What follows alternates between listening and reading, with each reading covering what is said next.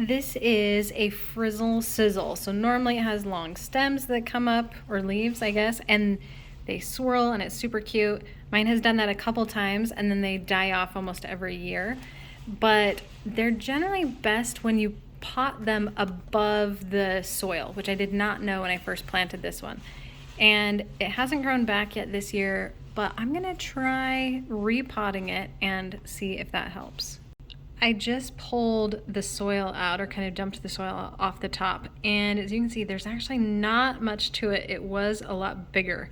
I'm gonna try and be really gentle with these roots. Normally I'm actually pretty rough and I just rip things off, but I think this one will do better if I can leave a little bit more of the roots on to let it survive.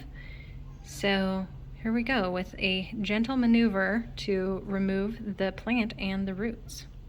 I'm not surprised, but even just gently trying to remove this, I didn't get a lot of roots with it, but I'm gonna go ahead and pot this up. I'm gonna put all that dry, crispy stuff up on top of the soil and only cover the roots, and we'll see how it grows.